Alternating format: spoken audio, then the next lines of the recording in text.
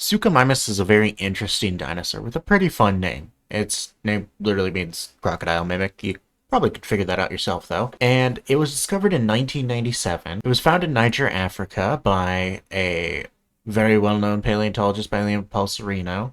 More on him later. And it got pretty big based on the holotype and other specimens. It's estimated about 36 feet long.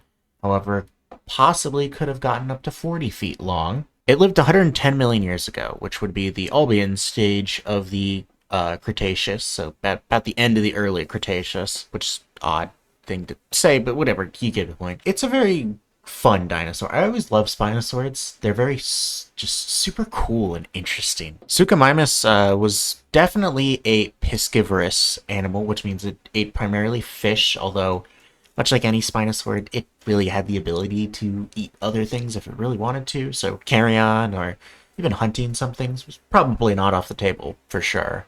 I mean, they were massive, so I mean, not that, just because you're big means you have to eat other things, but I mean, look at whales, for example.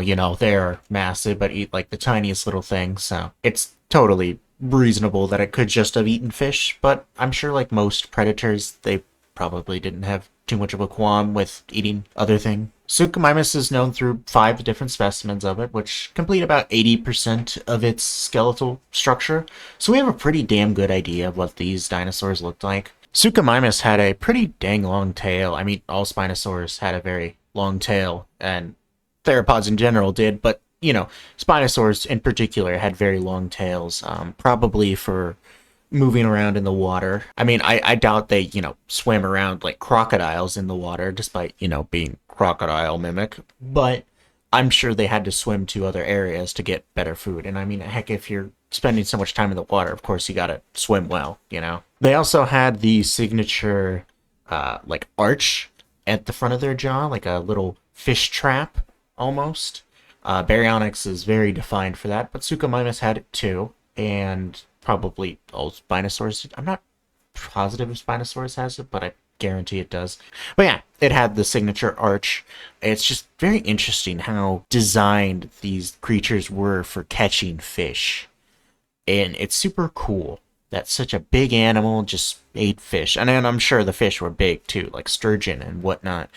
But it's just super cool that, we think of these ferocious theropod dinosaurs tackling massive prey and then they're just eating fish. I don't know. Some people just don't like how, like, oh my god, Spinosaurus was so cool. Why did they have to make it eat fish? As if, people chose that. But all Spinosaurids, were just fish eaters, and I think that's cool. It would be so weird if all these theropod dinosaurs fulfilled the same niche. And I think it's, obviously makes them more understandable as animals if they all fulfill different ecological niches, because that's what we see in modern, like, big cats who live in the same area. They fulfill different niches, and that's just what happens. But anyways, Paul Cerrito, is a very familiar name to me because I actually went to one of his talks at the University of Chicago and got to speak to him when I was a kid. By a kid, I mean, like, 4th, 5th grade. Cool little fact. And I don't know, love his work. But yeah, that's Suchomimus. And if you want me to do more little videos about these dinosaurs, and other animals, I have plenty of animals, both prehistoric and not, lined up. So subscribe for more.